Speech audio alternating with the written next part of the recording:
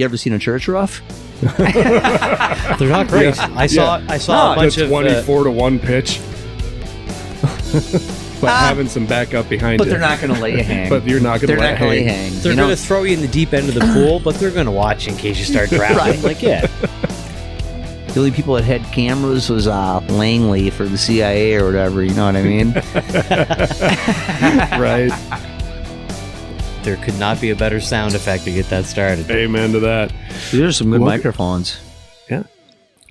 We were fortunate. We did our research and stuff like that, and actually they're not super expensive, and they're actually decent. I've gotten a lot of compliments from people. Like, dude, you guys' audio quality is pretty fucking sick. This room helps a ton. Yep. Carpeted floor, hard walls. The Yep. space isn't too big. Yeah.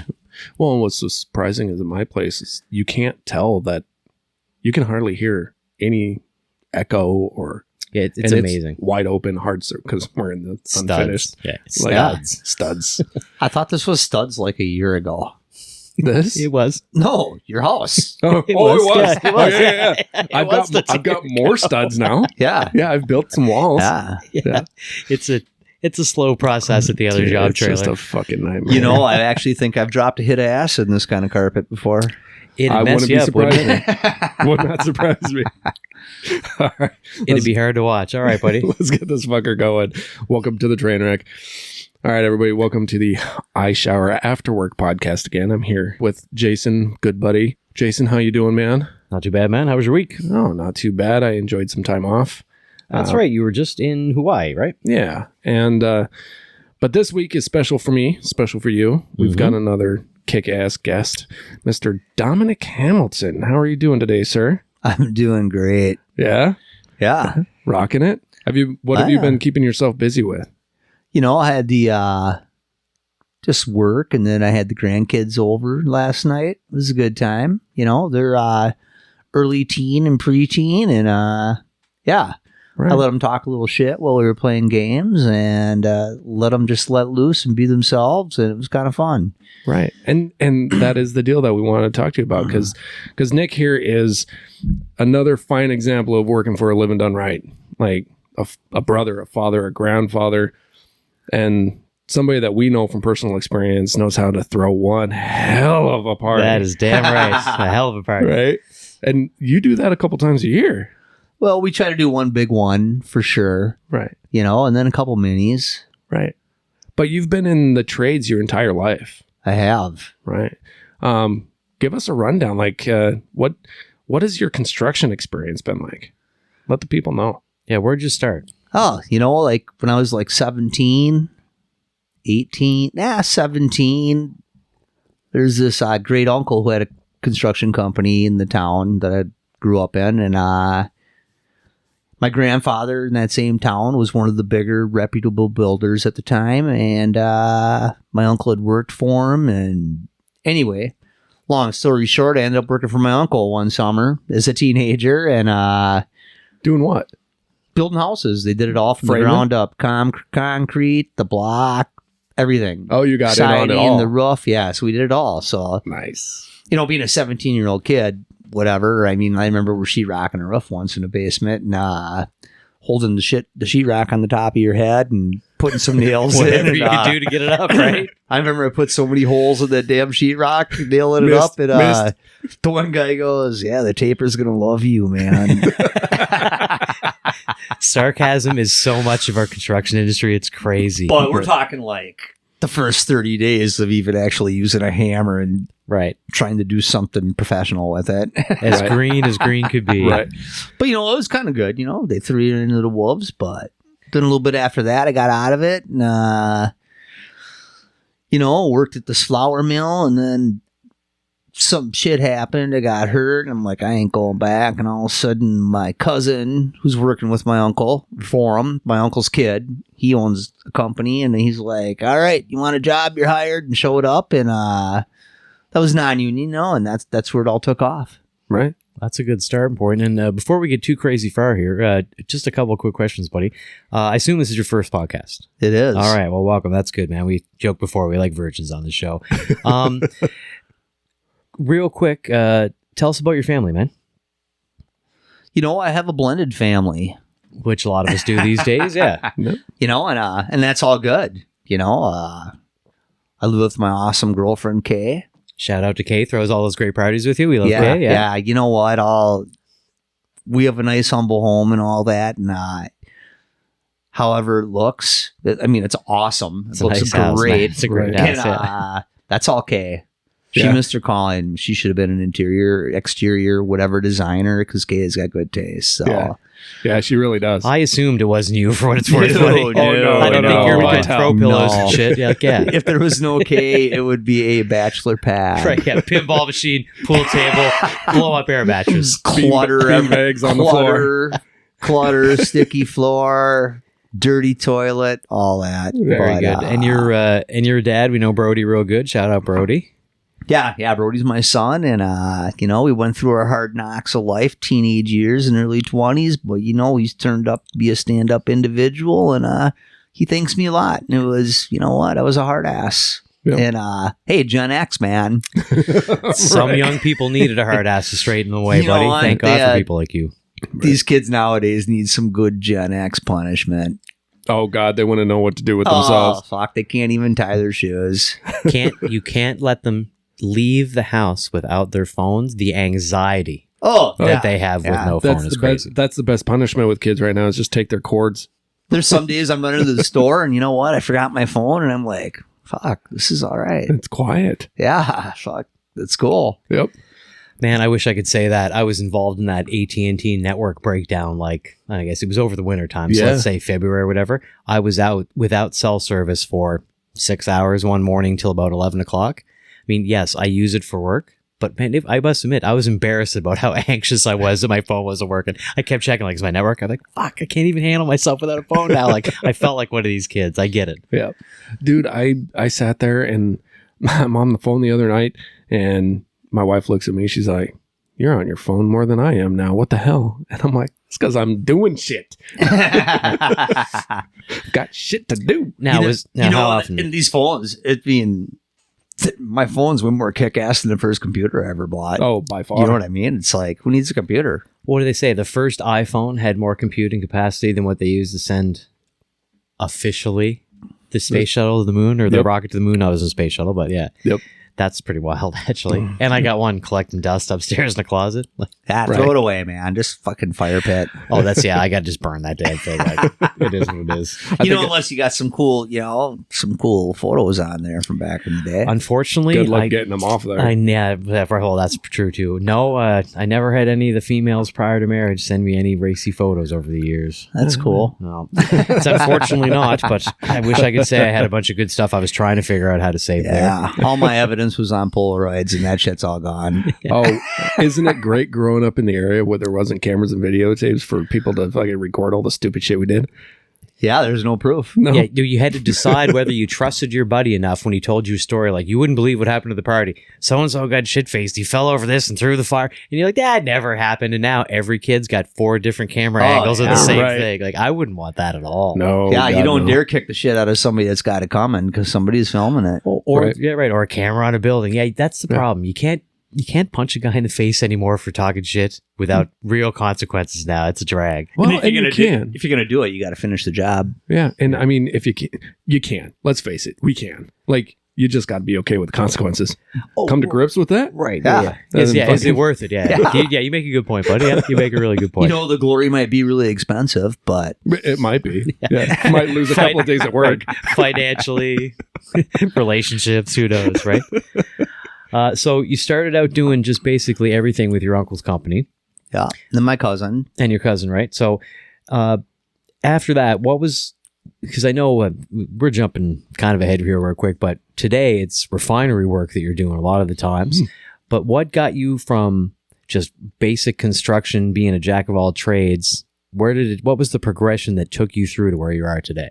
And it doesn't have to have a long story short. Just lay it all out, buddy. So that obviously the family thing was non-union. Mm-hmm. And you know what? Great place to start. Like anybody that's going to be non-union, go somewhere where they kind of do it all and learn a good base. And then like in early 90s, I just realized, hey, you're not making another dime. And that was like $14 an hour in union apprenticeship. You started at $14. So How long ago was that? I'm going to go with like 93-ish. That wouldn't have been terrible money back then. No, that that was would've been great. good Not at all. money, Yeah. No, $14 an hour was a good job back then, Yep. And so I joined the union, and back then, the booming was going nuts. And that's where a lot of hacks came in, like your shitty stucco, Yep. all that, like Woodbury, where they got the crappy stucco from the 90s builds and all that. Because there was so much work. And anyway, I joined the union, and I didn't know how to sell myself. So I started the apprenticeship at the bottom. Yep. Well, here I get out in the field, and I'm on these big framing companies, and I'm working, and I got journeymen as my bitches because they knew how to sell themselves, and they got in and got their card bought for them and all that. And I'm like, here I got these guys for years making $10 more an hour than me, and it's just ridiculous, Right. It was kind of crazy, but I did it right, and did all that, and then did a lot of different stuff. I was never a guy that stayed with a certain company for more than 3 years because I moved around to learn to do a lot of different stuff. So you Right. did that intentionally so that you get some varied skills? I just get bored. Oh, yeah, that's fair enough. Yeah. You know what I mean? Right. And so, went from framing to the commercial world. My buddy Al was a job soup. He hooked me up. And you guys might have met Al. I hope you meet him at the party. What's Al's last name? Sylvander. All right. Al's good shit. Shout out Al. I hope we know. Yeah, Al's one of my favorite 5. Yeah. Forever. That's a big number. Good. Yeah, good friend of mine. But anyway, he introduced me to door hardware. I'll tell you what. Yeah, it's come up before, buddy. Door hardware is the cat's ass, man. Yeah. You become a good door hardware guy, oh my God, life is good. Yeah. But anyway, then the economy collapsed, like in 2008, 2009. And if you weren't one of them guys that stayed with a company for 15, 20 years, you couldn't buy a job because the only people working was the bare bones people that have been with somebody forever. Yep. The rest of you were gone because, you got to have your loyalties. And that's fine. You reap what you sow. And but me jumping around, I learned how to do a lot of different shit. Yeah. I've built houses, apartments, senior living, 5-star restaurants, churches. No, that's a whole other story. I fucking got hired by a place that builds churches. Oh, you ever seen a church roof? They're not great. Yeah. I saw a bunch of 24-to-1 pitch. I saw a bunch of great dudes re-shingling one recently when I was on the road, and literally turned my head and went, I don't even want to fucking look at that. Yeah, no. Talk about puckering your ass. Oh, right. We did this one church roof, and I'll never forget. It was past Chanhassen, and I can't think of the name of the town, but it was like a 70,000 square foot church. Anyway, this roof, all the shit would be on a semi in the morning. You'd get there and look up and just be like, fuck. And it's winter and frosty. I hate my life. Welcome to construction, And everybody. this thing lasted 8 months. I want to shout out to my buddy Brian Albrecht. You know what? Him and I met him when I started in the union, and we ended up working for a lot of good companies together. And now he's a job soup for somebody. I can't remember the company, but he's the shit. But him and I would be there at that church roof. I remember one day he goes to me, holy fuck, I got leg muscles I didn't even know you could have. And everything hurts. But yeah, so that job funny. really blew ass. You never want to see the word steeple on the job description. No. God, AKA witch's tit. Right. As cold as sometimes when you're doing those Right. coincidentally, right? no. Right. But so then after that economy thing, I got into the refinery, Yeah. and it's a weird stepping stone thing. Yeah, What, that's a big shift, huh? Yeah, and here's what happened is, so, and Kay's going to hear this because I know she'll listen to this one, and she's going to I be hope like, so. oh, God, I'm so sick of hearing about the 8W2s and fucking 4 1099s. That's for you, baby. But anyway, yeah, the 1 year, it was like 2009, maybe 10, and I did a lot of jobs, like Muddy Waters basement. I was down there jackhammering for $10 an hour cash, Worked at Detox, could be a UFC fighter at any given second. It's like for like $13. Give me a fucking break, you know? Oh, the people you were dealing with could have been a UFC fighter. Yeah. No, you're going to be one because nobody wants to be in detox, man. Oh, fair enough. Yeah. Okay, gotcha. But, you know, and then I bartended at this bar that doesn't no longer exists in Prescott. And this one dude came in and they ended up being some of my favorite customers. Way cool. My buddy Danny. And anyway, he was a Boilermaker, and he could get me at the refinery doing some scaffold. And by the way, I hate fucking scaffold. Everybody hates it. Everybody- The people who do it for a living hate it. Yeah. Building Everybody hates scaffold scaffold. blows. Yeah, it's the fucking But anyway, worst, you man. know what? I had to feed my family, and Right. it was a great experience. But that experience, and he helped me get into that, and all of a sudden, you know, I applied a few times at the refinery, and I finally got in. You know, and here's why I left Carpentry. I love Carpentry, but you know what? They ain't gonna quit making gas before I retire. No. So stability, For a long was my big requirement jump. Right. Well, that makes a lot of Refinement. sense. Yeah. Refinery is what I meant. Yeah, This is how adults that's how an talk. adult would say it. That's right. Yeah. We do that a lot we here. do this a lot. It's okay. It's a totally Maker Mouse Yeah, it's all operation good. here. It's fine. Yeah. As don't talks good. Right. So when you, and I understand that because we've spoken that a lot of times on the podcast, that it's about trying some different things, finding out what you really enjoy, and then, like you said, either playing the game or being the long-term employee, getting yourself positioned, right? Right. You said you had to apply a few times for the refinery. I wanted to get to that real quick because a lot of people don't realize you don't get the job you want immediately. Oh, Even absolutely in not. construction, it doesn't matter if you're there 5 years, 10 years, whatever. You still have to work hard and position yourself and learn the right things. So, it didn't deter you from continuing to apply. You wanted to get in, so you just kept going. Oh yeah, it was like a 4-year process. I probably applied like 5 times, and I'm gonna be honest. The first 4, I had a lot of references, and you know what? They the last time I didn't use any, bang. So guess what? I probably You got to burn some bridges along the way. Is that what you're saying? no. Maybe You were picking bad references. Maybe so it I sounds had like some to bad me. ones, but you know what? But here's the deal. I look at people with the heart they got, and if they're cool and they're solid individuals, you know, and that's what my references were. Yep. So you thought, But you know what? Maybe they didn't fit into the groove enough. I have no idea. I have no idea if the references didn't get me the interview or not.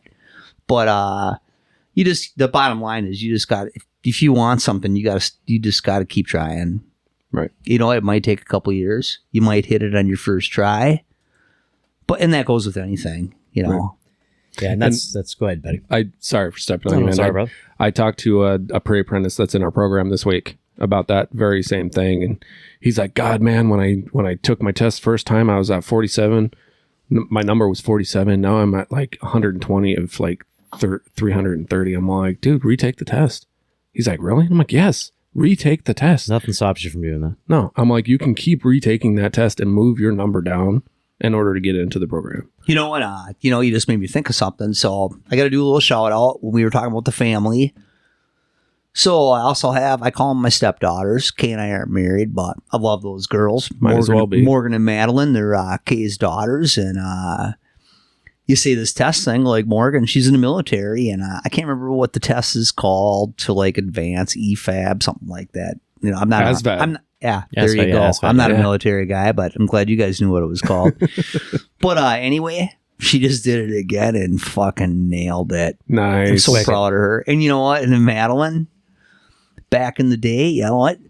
We were talking, and I'm like, you need to check into being an electrician, you know? And you know what? She's an apprentice, but she's really close to journeying out.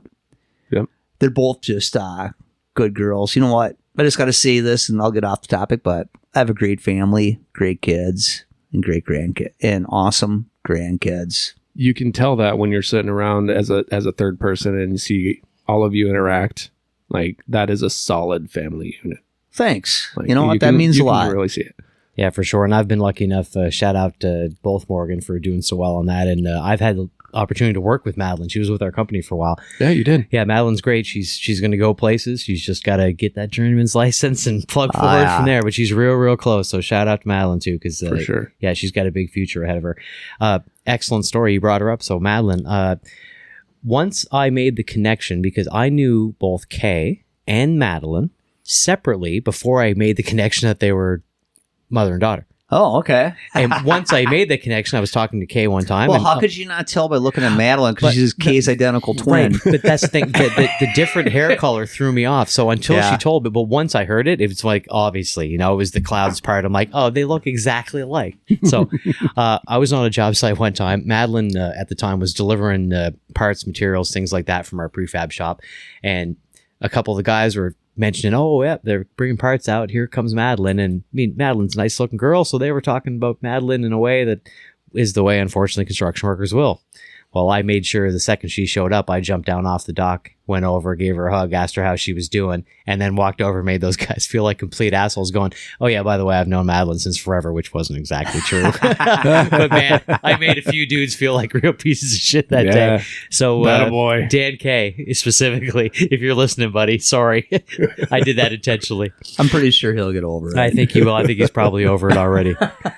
But Madeline's she's a spitfire. Yeah, I know Madeline's going to be a great electrician. Yeah, that's good. Yeah. She'll really be able to hold her own. And I love Morgan. I think Morgan and her spouse are both in the military, right? Right. Yeah. Her and Ryan. Ryan. Yeah, they're Shout down out in Ryan. El Paso right now. They just had a baby. What part of... grandchild number 6. And, 6. You'll see him at the party. That's a big number, man. 6. For somebody with no kids who's never going to have a grandchild, it's like, but I'm a little jealous sometimes. I have kids, and I doubt I'm going to have a grandchild.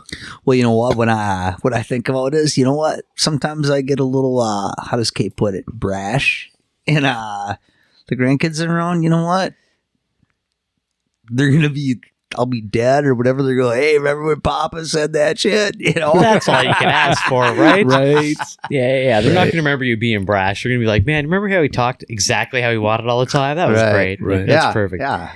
So it brings up a good thing. I know when I met Nick, but I don't remember when you met Nick. I met Wamandee. Wamandee. It was a ride, and all I could think about was when I met the man.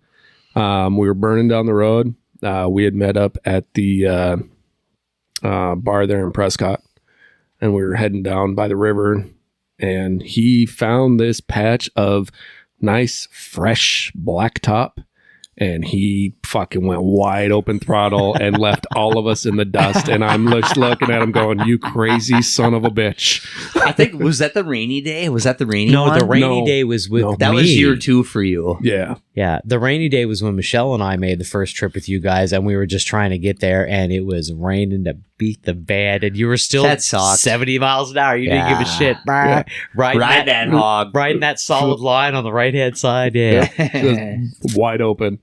Yeah, for everybody listening, we have been friends with Nick for years, both of us, but we spent a lot of time on the road, all of us together. We get away a few times a year, so we've had some laughs over the over the last few years. It's nice to break up the monotony of life that way. Yeah, what do they say? Let the good times roll. That's exactly it. Good Yeah. times roll. Yeah, shout out real quick to Logan K. Came and helped me out in a job this week that I just didn't have the muscle to do on my own. I needed a young, strong apprentice. He's in the market for a motorcycle. His girlfriend doesn't want him to have one. If you listen to this, which I'm sure you're going to, don't listen to that lady. Buy yourself a motorcycle. It's the most fun you can have with your clothes on, kid. Yeah, you don't have to find a new girlfriend. Just make her understand this is how it's going to be from here on out. Hey, I got one coming from El Paso here. Ryan's bringing his up, and it's for sale. No, a bike. There we bike, go, Logan. Hit me up, buddy. You got my number. Yeah, it's affordable. Yeah, affordable is always good. So you went from carpentry, you worked your way eventually into the refinery world, which I know you've had varied jobs doing. What sort of different jobs have you done within the refinery world itself? I worked with maintenance for a little bit for what turnaround, but most of my career there so far was it's called the Elke unit, and where you mix like C3s and C4s, propanes and butylenes, stuff like that, and with sulfuric acid to make a octane gas additive called alkylate. And It's a lot more complex than that, but that's the gist of it. Let's keep it A simple. lot more complex than all the things that most people didn't just understand. That's fucking great. Did you find that the learning process when you were there was really easy for you, that the people were willing to teach you so you could understand, you could work safe, you could work properly? Or were you really doing it on your own, trying to figure it all out? You know, my good friend Chris, who's now our union vice president. Is that Mr. Mishke? Yeah, Chris Shout out Chris Mishke. Mishke. Oh, yeah. We want to get him on here soon. Yep. Oh yeah, he'd be great. But him and I started together with another guy, Tommy Z, and you know what? We all learn at different paces. But it's pretty complex because you got to do this to do that, then you got to do this to clean that, to do this to do that. You know, without getting too deep. But it was still kind of the old school vibe on the training. But you know what? No one ever said no to helping you figure something out. Perfect. But there was a little bit of, you know, try and figure it out on your own a little bit. Here, I'll give you this little guy. Tell me when you get to a dead end, and we'll go to this, and we'll go to that. It worked out good. It's almost like the saying of just enough rope to hang yourself. But having some backup behind you. But they're not going to let you hang. But you're not going to let you hang. hang. They're going to throw you in the deep end of the pool, but they're going to watch in case you start drowning. Right. Like, yeah. Right. You know what? Like I always tell my grandkids, and I've told kids I've raised, I'm not going to let you sink, but I'm going to make you swim. Yep. And that's the way it needs to be. And that's how we learn. That's really good advice. Yep. Swimming. We learn from adversity. If something's too dangerous and too much, well, obviously you don't throw somebody in a spot where they're going to get hurt or blow something up. But, Right. you know, and one thing I learned at the refinery, and which I wish I would have learned earlier in life, is everything you do, I guess I may have learned it, but I didn't think about it. Everything you do has second and third order effects. Yep. And now as I get older, now I think about, whoa, wait a minute. Wait, because, I mean, you guys see me at a party and I kind of get a little fucking out of hand. But now I start thinking about the second and third, you know, what's tomorrow going to be like? I'm going to hate life for the next 3 days. But you know what? Sometimes you got to say, fuck it. Yeah, for sure. Well, see, that's exactly it. So you say what tomorrow is going to be like. I mean, we make the joke about the party, but so inside baseball here, they don't just invite people over. They've got games planned out. They've got DJ, karaoke, often a satellite sitting in the driveway to save the amount of people. Like, they plan out a party, decorations. There's always some sort of fun theme. They take the effort to do it, both Nick and Kay. So yeah, it's top notch, dude. Yeah, and it's a fun comparison though, because we're talking about construction and working for a living here today, but the same thing can be said for how you go about your career and you got set up and tear down, man. Think about what tomorrow's going to bring. What he said, right? That's really good advice. Yeah. Yep. Well, but you know, the set up and tear down. Sorry, John. No, you're good, man. But you know, so you know, you're going to work. You know, back in the day, I could party till 2 a.m, go to work at 6, and fuck, I miss those days. Power through it. But you know what? As we get older, that shit don't happen. But you know, like advice to anybody. You know, like I tell my son, like I do stretches now. Oh yeah, but you know what? If I would have been doing stretches and drinking 2 glasses of water before work when I was in my late 20s, I'd be a fucking animal. Yeah, who knows what kind of stud you'd be today, right? Not the 2 beers. One of our last episodes, 1 or 2 ago, we were just talking about planning ahead for retirement, but also plan ahead for your body falling the fuck apart, because it's really going to. It's really gonna fucking happen. Yeah, you really got to take care of yourself. You know, I never I never wore knee pads. Me and my buddy Brian, we're out in DC trimming out this 5-star restaurant. I kneeled on a screw. Oh, that'll do it. Oh my fucking God! And I don't know if that had something to do with it, but I tore the shit out of my meniscus. Yep. And ever since that day, I wore fucking knee pads. Right. You know, you don't want to be I don't want to be politically incorrect. No, we don't have to worry about it here. You don't want to be the wearing knee pads, but you know what? Fucking A, wear them. Right. Right. Yeah. Take care. We've talked about before. Take care of yourself. Right. Yeah. I've got a ruptured bursa sac on my one knee that keeps, it poofs up when I'm not working. Yeah. It's from not wearing knee pads. Yeah. And you're getting old, dude. Yep. I can see the gray in you. I've got a lot of fucking gray. I've Not been on trying to your get him to head, though. shave that stupid beard off so it didn't show so much because he's a little bald. Yeah, but you should talk, homie. You know what? Hey, You look listen, good. I'm all proud of what I got going over here. Although so am I. I did realize something terrible. We talked recently. I was just back in Nova Scotia when I interviewed the boys from Tiny Homes Atlantic. The gray hairs are where my red ones used to be when I was young. That's where all mine are. And they went gray. It dawned on me. I'm like, I was looking in the mirror one day because I get up, I don't know, 2 or 3 days after I got back, tired, stretching, rubbing the sleep out of my eye. I look in the mirror in the bathroom and go, Dad. Oh, no, fuck, shit. No, that's you. God damn it. Like, yeah. It's no fun getting old, kids. Yeah. You know what? Before I forget, you know what? So there'd be many years, you know, since you're a guy that stays with the company 2 or 3 years, you know, you get laid off every now and then. And I always had like 10 numbers that I would call. Right. You know, See who's my needs favorite help. place to work. And for union. And then I had my couple people, but our buddy Doug, man, you know what? God love Doug, yeah. Gotta love Doug. Doug and I met like 20 years ago. And we did a lot of... I need a drink. No problem. Take your time, Wet the man. whistle, Take homie. your time, brother. It's all right. Yeah. We're not in a rush here today. But we did a lot of cool shit. Yeah. Well, and that's the deal that you got to remember when you're, if you do work for a lot of outfits, you do make all of those connections. And, you know, I guess I could have just pushed a button right there and would have fucking helped. But Mickey Mouse operation, God buddy. damn it, what a trainer. Podcast apprentices. But yeah, no, you hit it on the head when you're working for a bunch of outfits. You know people, you get that network of people that you enjoy being around. And I am unfortunately in a position. I've worked for 2 outfits since I've moved to Minnesota, and I don't have those connections. So if I get laid off, I'm just like, man, shit, looks like I'm doing something else. But you know, connections with coworkers. Oh yeah. Hey, who you working for? Right. This and that. But no, Doug and I, we did a lot of cool stuff. You know, and one thing Doug taught me is, because I was never in the military, and Doug, you know, retired Marine Corps. Doug's a square away Fucking- Marine. yeah. He definitely is, Sniper. yeah. Like I remember we're doing this one house, and it had a walkout on the back. I can't remember if he was 2 or 3 stories up.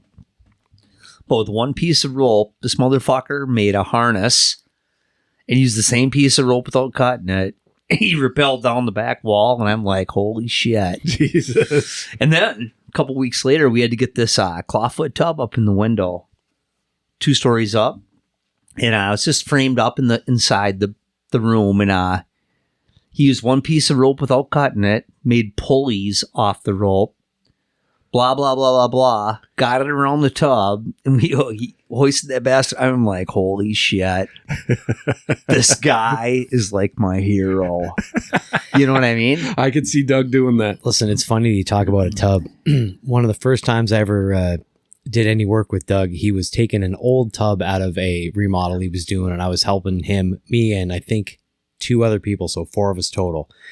We took the heaviest goddamn, I think it was cast iron tub, down a shitty Friends version of a landing 180 degree. Man, I thought one of us was going to get our back broke or our arm broke or something. I remember Doug just looking at me at the end of it, to Nick's point, and going, well, great, we got it done. Let's move on to the next thing. Right. Here's me exhausted, like I just climbed Mount Everest. Oh, he's an animal. And he's just like, all right, well, that's done. Let's what's next? Like, man, fucking next is a breather. Like, calm the fuck down. And you know what? As we were at that his house the other day for a little party, his birthday, and this dude's in his 60s, and he is still just a ripped badass. Oh yeah. But you know what? Back to what I was saying. What Doug taught me is we can do a lot more than we think we can, and if we don't push ourselves just a little bit, you're just going to stay at that last spot you were at. Get a little stagnant, right? Yeah. Well, not to mention learning It's good the to new remember. skills, because you talked about when you were young and the company did everything. That's part of it. There's a benefit to not only learning a bunch of different skills, but it gives you the opportunity to pick out, well, this is a skill I want to really focus in on. Right. Like, that's a great thing. Now, most people listening to us probably already feel that way, but we also will regularly try to talk to the people who are getting into the trades or thinking about it or recently in. you don't have to stick to the one thing. Try some shit. See what you like. Try them all. Oh, There's a couple dozen that you can just go to work for. Right. And the bottom line is, life's too short, man. If you ain't happy with what you're doing, fucking go try something else out. Because if you're pretty good at what you're doing and you're not happy, you can always come back. Right. Especially if you're young. Yeah. Right. Especially You have if that. you're You young. have that. Yeah. You have that The world flexibility. is yours. Right. You ain't got a bunch of responsibilities. Ain't got a bunch of weight on your shoulders. You can just do it. Yeah. So many Just do people it. think they're going to pick this career and then that's it. They're stuck with it. Like, no, you're not. No. you're not. Shake the dice. People are resilient. Humans are resilient. Oh, for sure. Don't be a pussy and just fucking go do it. Speaking of being resilient, let's talk about swing ships. Yeah. Swing ships at the let's, refinery. Let's talk about that. Like, Good call, what- buddy. Like, how do you like those? Well, So, you know, Tell us, first of all, tell us what kind of swing shift you normally will work. So, when I was in the Elkie, that they got a, it goes like a couple days couple days off, and you go on nights for a few days, and a couple days off, you go on days, and you get a week off. That's where I'm at now. So I left the Elkie to go load rail cars. It's a young man's job. It's dirty, but it's one of the only 8-hour gigs they got out there. You don't get too much OT. And I put my time in, but so right now I work 1 week of nights and 1 week of days, 9 to 5, baby. And how do you feel about it? It's fucking awesome. You don't mind it at all? You know what? I'm trying to get onto a day gig, but I want the right day gig. And, it's a union place. So, you got to bid when jobs come up. And the one job I really wanted that I bid on like 3 times in the last year, I thought I had her on the last one like a month ago, but I didn't get it. But whatever. But here's the deal. Nights, I don't mind some nights here and there. You know why? Because that's when you get your shit done. Right. Facts. Cut the grass, go get tires on your truck, shopping. I'll tell you what, nothing better than going to Cub at 9 a.m. on Tuesday. There's fucking Right. nobody, There's nobody Right. there. It's just empty. Yeah. You want to get your tires on your truck? Do you want to be like everybody else and fight on it Friday after work or Saturday? Who the fuck wants to get tires on their truck on Saturday? Right.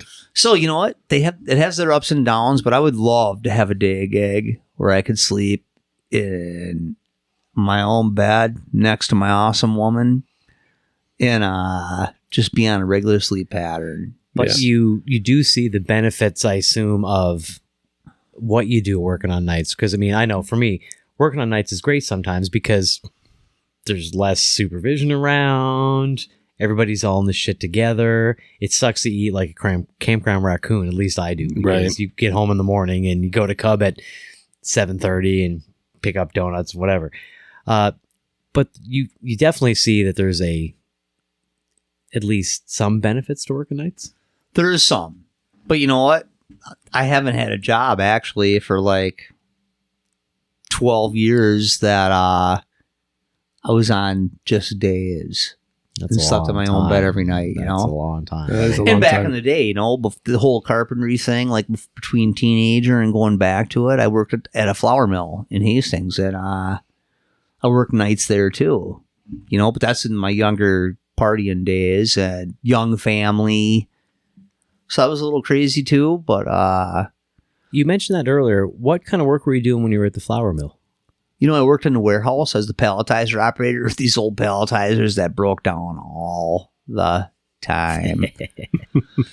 Lifting 100-pound sacks out of the machine from the top, blah, blah, blah, blah, blah. It was a great experience. I worked with some great people, and it was still old school days. All this electronic badging and all that shit didn't even exist. Right. Cameras, come on. The only people that had cameras was Langley for the CIA or whatever, you know what I mean? Right. There wasn't all a direct supervision back then. No, Somebody no. could look at you from anywhere. Nowadays, yeah. they got their eye on you so much, and but I'm to the point now at my age, fuck it. I'm good to people. You know what? I think I'm a regular true blue guy, and I give people a chance. And yeah, do you fuck with the younger guys than the new guys? Yeah, if you can't handle it, brings me back to my first day of carpentry apprenticeship. Day 1 at the apprentice center.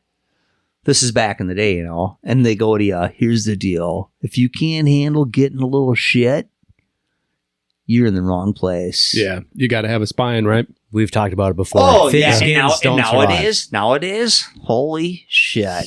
You Right. fucking can't give anybody shit. Fuck, that's part of life, man. Right. I see myself getting rode up here within the next couple of years. Oh, there's a it's few- coming. It's coming. There's a few places at the refinery where I already know I'm not bidding on the job because I do not have the filters for that. Right. So, with your experience, you've been, like you mentioned, you've been both union, non-union. Like, preference, opinion? Like, what's your take between the two? Your honest take. Your honest My honest take, Yeah. non-union is probably a little more unsafe. But you're going to learn the old school way. Let's get shit done. You're going to learn how to be a hard bust-ass worker. Because Right. your boss, he's looking at numbers, man. We're Yep. getting shit done. If you're not doing something, you better... No, we're doing something. Right. Right. No wasted No, time. no fucking around. Or union's a little more safety, but you know what? Union, you got a pension, you got kick-ass healthcare for your entire family. Yep. And what trade you decide to go in, you do your research, see who's got the better pension, what you want to do. Like, Right. I'm so happy Madeline went into electrician. My son's a union carpenter. Madeline's an electrician. Our other, we'll call him the son-in-law, Travis, Yeah, Madeline's Travis, yeah. dude. He's a millwright, and yeah, I'm all about the union thing, man. You know what? If you're not going to own your own company and do your own extracurricular stuff to make sure you got kick-ass healthcare, and if your finances play the stock market role and all that, the union's where it's at. Because you know what? You're going to bust ass for a dude that he might offer just you in health insurance, but probably not. Right. And you're not going to make what you should be making. Because here's the bottom line is you're selling your time and your body. Right. You're selling your time and your body, and you need to be somewhere that's going to fucking take care of you. Right. And that's how it is. That's a great attitude. We talk about it all the time. So, yeah. Real quick. So obviously the Refinery right now is a union.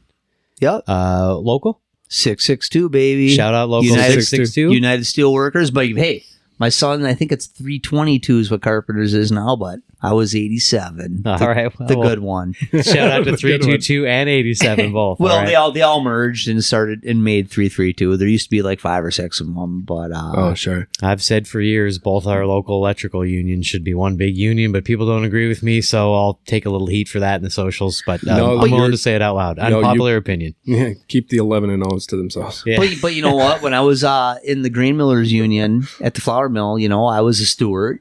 I helped negotiate a contract. I was on the labor relations committee, all that stuff. And until you're an officer, you don't really see the backside politics. And there's a lot to it. I'm sure couldn't there handle- is. Yeah. There's a lot to it. I couldn't handle So maybe they politics. have Fuck a that. really good reason of having 2 electrical unions. Oh, no, listen, I'm sure there. I say it just to piss people off. Yeah. That's kind of my Yeah, MO I know. here. Like, I do it to bug people, but no, I'm sure there's reasons behind it and reasons they don't want to do it. You just said steward. How much time did you spend as a steward? A couple years. What did you think about that? Were you dealing with a lot of like actual problems, rule break-ins? Like, what was the day to day as a steward like? Absolutely. Like I'd have somebody have an issue with something, and in the grain millers deal back in the day, we're talking late 80s, they would, if you had an issue, first you take it up with your supervisor. Mm-hmm. Then you come to me. And then I take it up with the supervisor.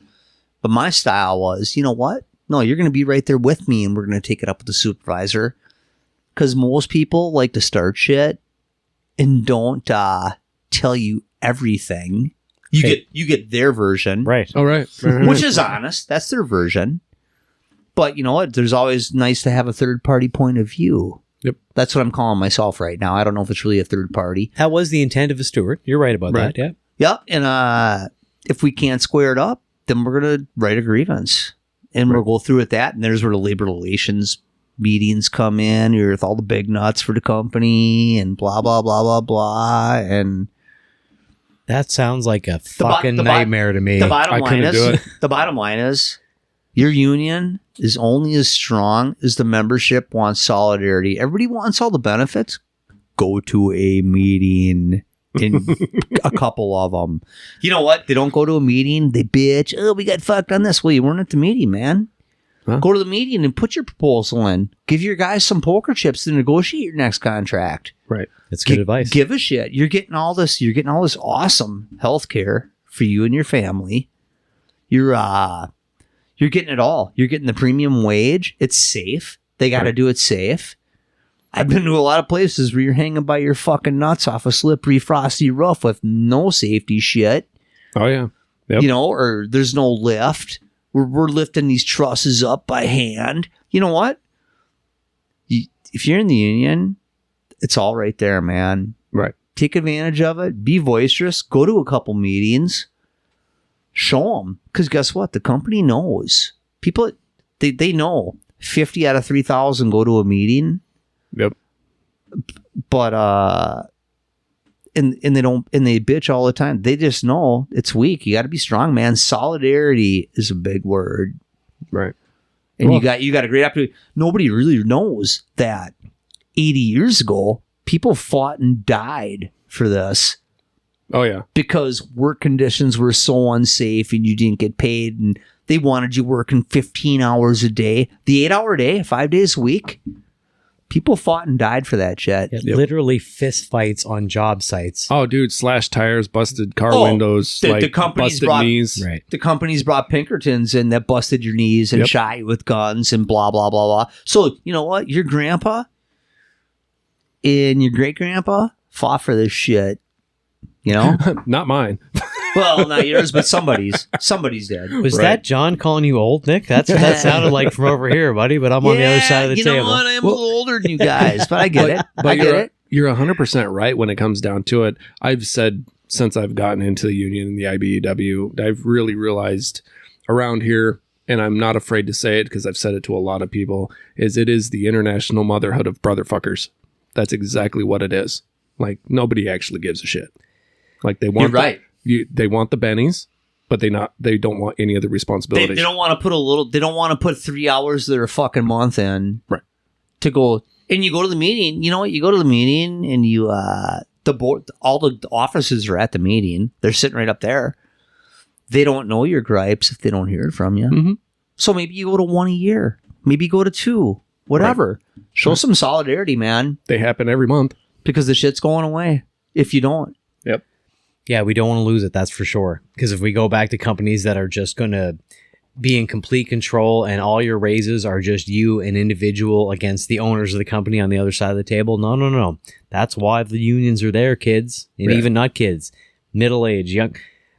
Don't let them tell you what you're going to do, safety-wise, career-wise, pension-wise, benefits. Fuck them. That's why we do this together. You know, you can make your $40-$50 an hour and have your pension and your bennies and your health insurance and all that shit.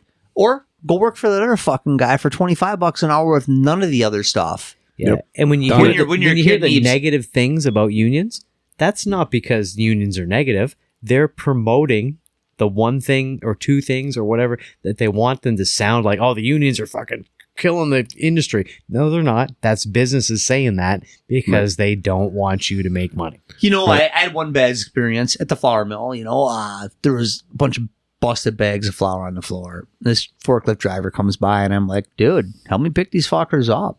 Right. They're 100 pounds. He's like, that ain't my job. And I'm like, you're the guy that makes fucking unions look bad. Right. You're the guy that working for the city with his fucking hands on the shovel while everybody else is working. And you know what? It's all about perception. Right. When they're fucking driving by, the whole world's driving by that pays your wage. Don't be a slug. Right. Right. That's perfect. Don't be a slug. I couldn't have said it better myself. Right. Exactly.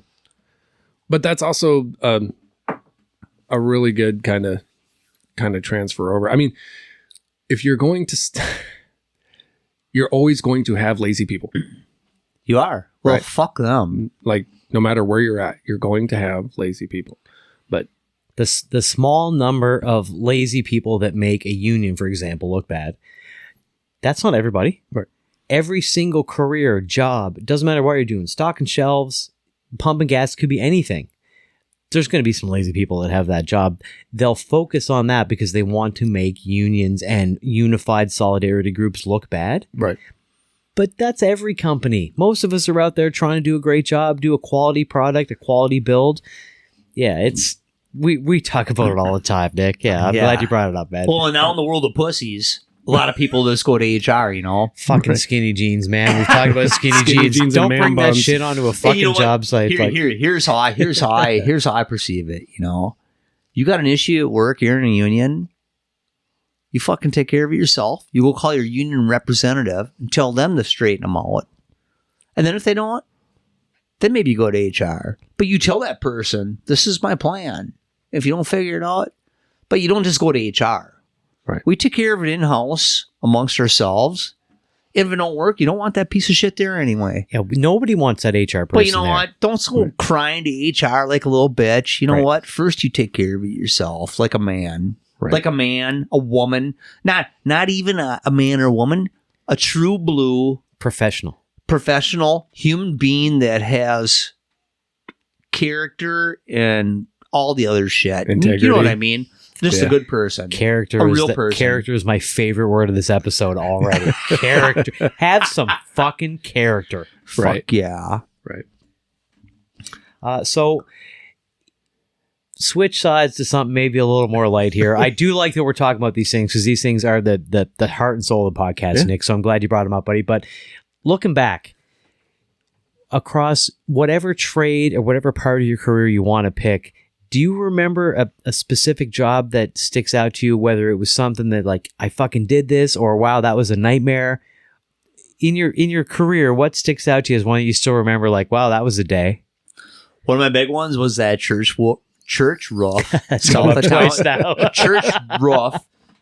of roof, south of Chanhassen. God, that fucking sucked. That was one of my least favorite jobs I've ever been on. And you know what? I'll be honest. Building scaffold. Yeah. Do I want to? I don't mind being 30 feet up, hanging by my nuts. But 100 feet up, it fucking blows ass, dude. I'm not that guy. I am not a high flyer.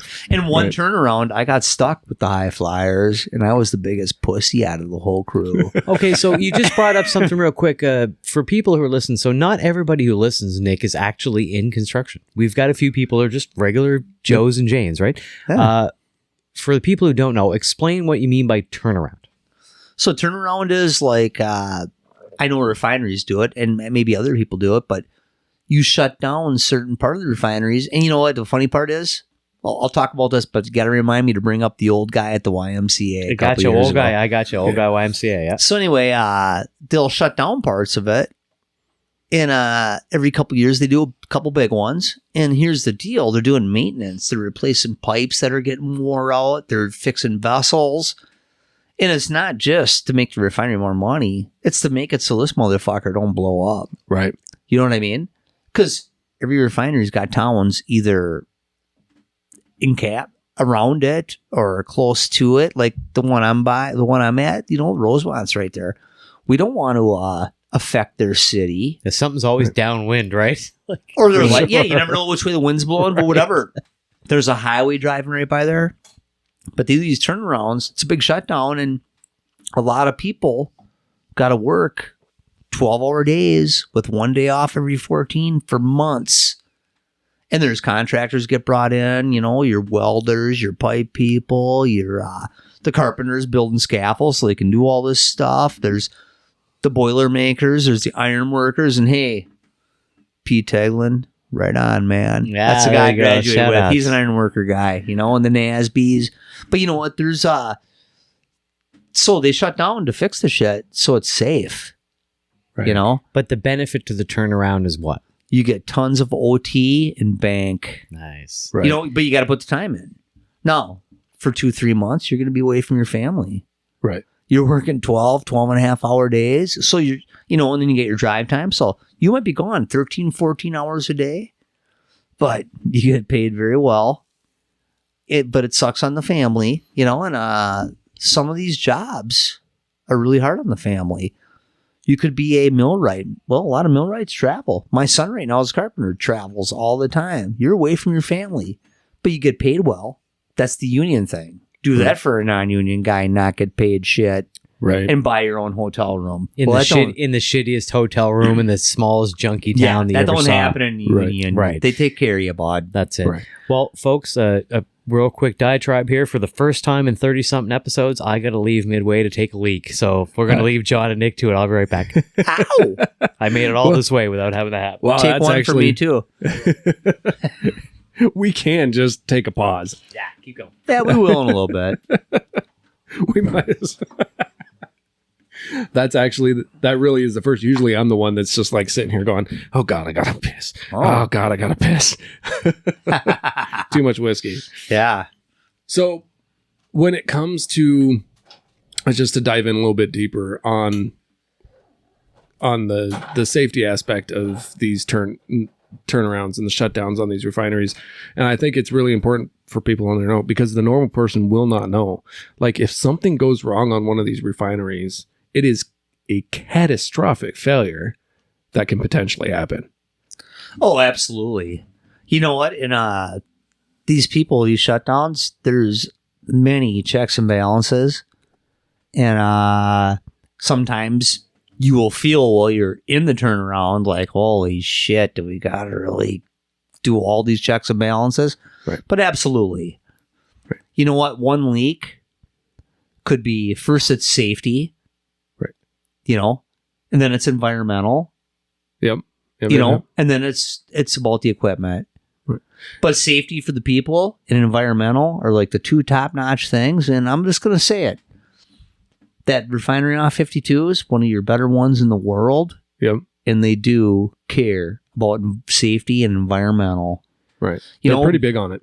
Yeah. And you know what? You gotta give up some of your life. But you know what? It's financially good. The benefits are good. And they do care. Right. Now, because I really want to get people to understand, whether it's a refinery, whether it's a flour plant, whether it's any type of any other manufacturing or industrial facility, like, you need to know what is happening around you. If you're living in a community next to it, if you're commuting by it, if you're working next door, because things happen. Shit happens all the time, and shit happens randomly. Right. And one day, you know, if you hear a bunch of sirens and whistles going off at a refinery, don't hang around to find out. Like, there's usually don't be the guy warning out there with your iPhone filming it because you're a dumbass. Right. That's what he was getting at, I'm sure. Right. By the way, I'm back, folks, and I washed my hands. I swear to God. Nice to have you back, Jason. Yeah, Jesus. it's that, again, 30-something episodes. But man, I couldn't take it no more.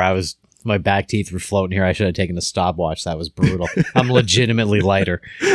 That's cool. Well, moving forward, I wanted to make sure Jason was here as we kind of, before we jump the gun. I want to ask, and this is kind of like basically asking you to throw yourself under the bus. What is like a major fuck up that you specifically remember doing that actually had an impact on things? You know, I'm okay. You know, I don't know if I'm calling it a fuck up. It's going to be a refinery one. Justifying already. I love it. And I'm not going to get too deep and say names, but so when you're working, when you got maintenance guys coming to work on something, guys prep it like on nights, and then on days you do your walk down, and you like if you're going to work on this pipe, I'll take the bull plug off and open the valve and run a wire up it to show you there's no pressure in this pipe. And you know what? I had a guy, and it was scary shit. And anyway, old acid line. I'm not going to get into details. Right. But anyway, I ran a 1-foot wire up this line, And anyway, there was a plug like 3 foot up it. And the bottom line is, you just don't know where the hidden animal is. It could happen to anybody. But anyway, Sure. pressure built up, and I walked this line down with the guy. Fucked like for 400 feet. There's a valve there. There's a valve there. It's been depressured. I even proved the pressure to him. And there was a plug hidden in the line somewhere, and it's just it's a hidden animal, you know. And that's why you wear your PPE all the time. And don't be afraid to wear a little extra shit, you know? But anyway, he got sprayed with acid. Old acid. Oh, shit. It blew apart. And the pipe came apart. well, no, what he was taking off, there was pressure where he was taking it off. Like in the middle of the pipe, let's just say. And I asked him, I go, hey, is there anything I could have done to do better? And he's like, no, man. This is one of the better walk downs. You did great. Just bad luck, eh? That was just a bad luck. So a fuck up that I did. All I got, you know, I've thought about this because I knew this question was going to come up. And back in my partying days, I did a little trim in my house, and it's in my hallway. I don't know if Kay's noticed it. I probably pointed it out to her. She's gonna know it She's now. gonna But this is before the K days. Right. And it looks like shit. And I was in a hurry, had a couple drinks, bugs the fuck out of me. I look at it every day. And I don't want to fix it because it reminds me, slow down and take your time. Right. You know? But right. There's shit like that. You know what? I'll go back to one. I can't remember what we were working on, Carpentry. But we were in a building in downtown Minneapolis, and we read the print wrong. And all this elaborate trim, and we put it on upside down. Oh, no. Skirt around the ceiling. Oh, no. And the reason we put it upside down is because, I don't know, the print was pretty vague. Sometimes you get a shitty print. Oh, yeah. Bar napkins, as we call them. And we just looked at it and like, that looks fucking cool. So we did it the way we thought looked cool. And you know what? They never made us take it down, and they loved it. There you go. But we're sweating bullets. We just spent days on this. And then it's you like, realize- the boss comes in. He goes, hell, here's the print. What the fuck? You guys blind? I'm like, well, we didn't do it because we thought it looked like shit. You get lucky sometimes. Yeah, That's we a fact. got lucky on that one. But you know, here's the story. So when I worked for that church company, it's the poured walls. They're like 20 feet high, and we got these. So when you look up in a church and you can see all that the rafters. Yep. And we got this one going corner to corner, and this is my first big one cut deal. And we're measuring across, and it's like, this is like a $10,000 cut, this board, in like 6 weeks out to get another one. It fit. But you know what? I was so scared. Just made you sweat fucking bullets.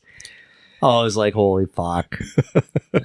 Listen, if we know anything from this interview, working on churches sucks. Right. Anybody out there, suck it up when that happens. You know, it's just working on anything. It's what the finished product looks like. Right. Right.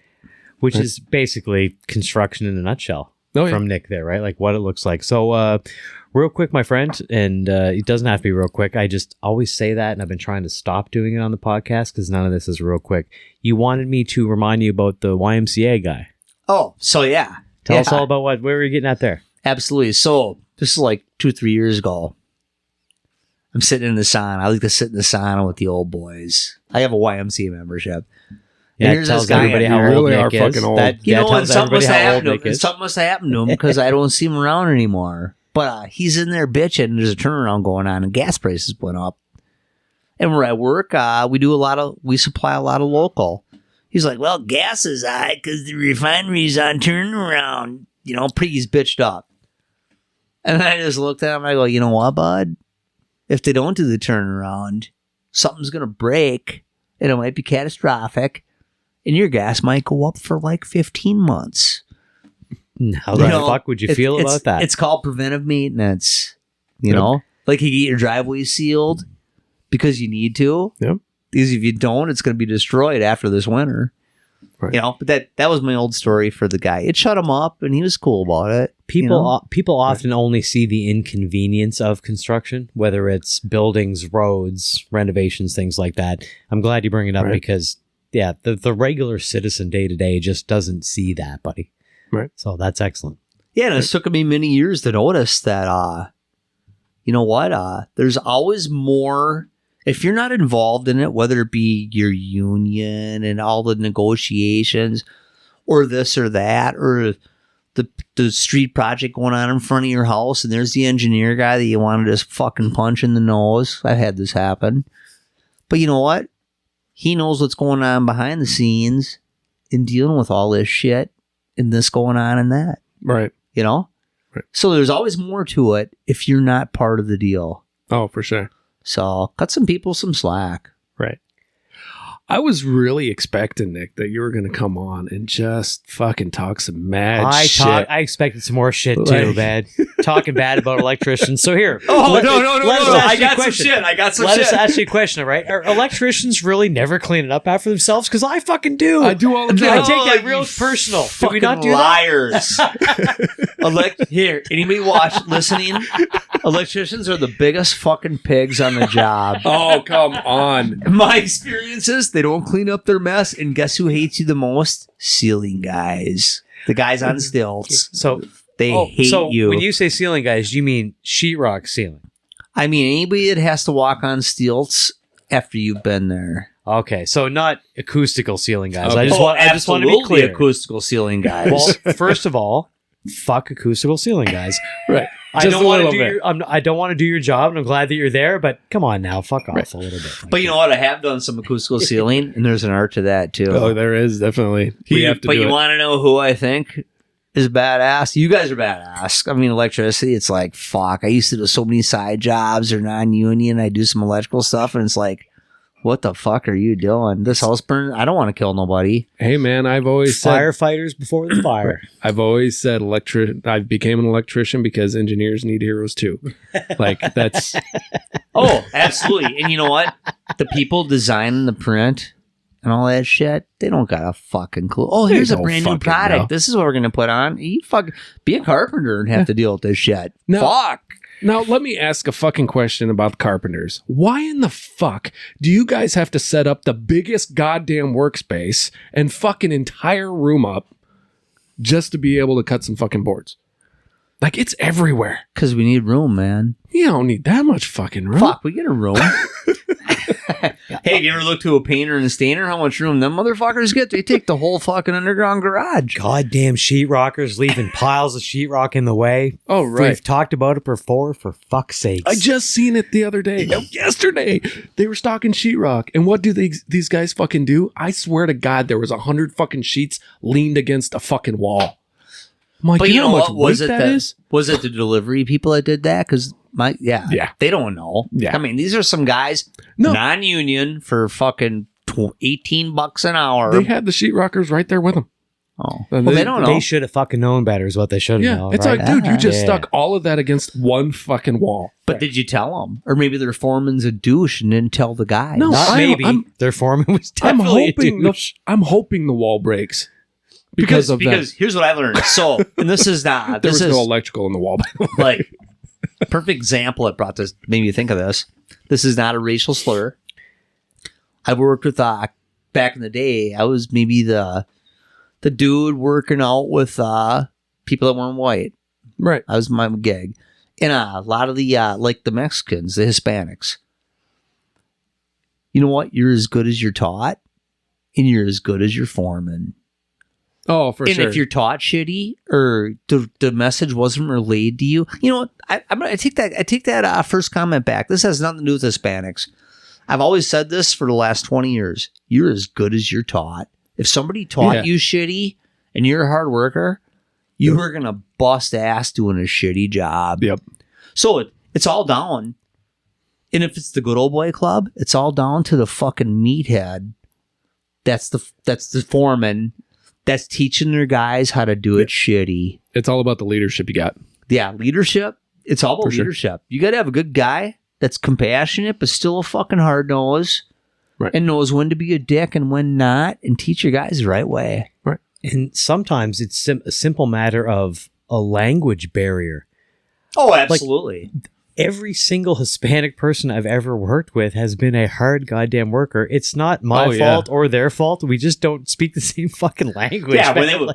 Mistakes are going to happen, right? when they come up to me smiling, no matter what their nationality is, and they smile and go, yeah. That fucking dude didn't understand a word I said. Clue, right? Look, and here's what I figured out. I'm thinking I'm onto something, as all of those guys can speak English. They just know how to get around it. So they're not some responsible. people are like I think that. a lot. I think most have broken English, like our slang, English slang. I've heard from many people that know multi-languages. We've talked about it before. that English is one of the hardest ones, and then the English slang. Oh, it's dirty English. It's just horrible. Yeah. So you know what? I try to copy. You know what? As I get older, but the last 20 years, especially the last 10. I've just tried to be a little more laid back. And not even the last 10, the last 5, I've really tried to be a little more laid back. I could see that because I've seen that I've noticed that change outside of like just in our group. Oh, nice. Like you've really just kind of like chilled out in the past 5, 6, 7 years. And you know what? I'm going to blame that all on Kay. You should. She's done good for you. I don't know if I would use the word blame, but yes, I think I think Kay is very responsible for that. I'm giving you credit. Yeah, I will too.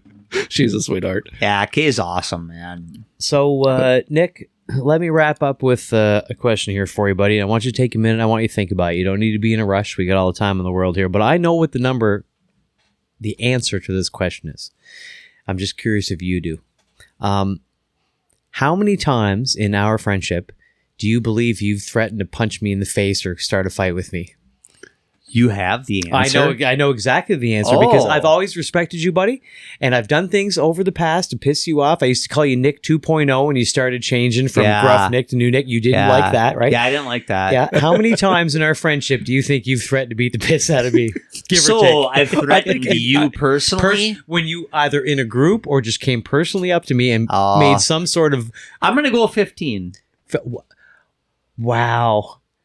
It's way lower than that. I'm happy that you thought. Well, I was just guessing. I get a little on a hand, so I was just guessing. As we all do. But know, honestly, my honest answer is 50. Because I don't think I've ever really done it to you personally. No, you haven't. No, I was going to go maybe 1 or 2.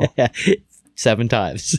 7. 7. Yeah. Wow. Hey, but apparently you got an issue because you're the one counting. Right. I'd like to just point out that number is 0 for me. Right on.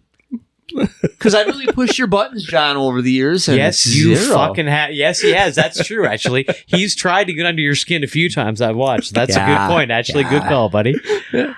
So if we wrap this up, you said some...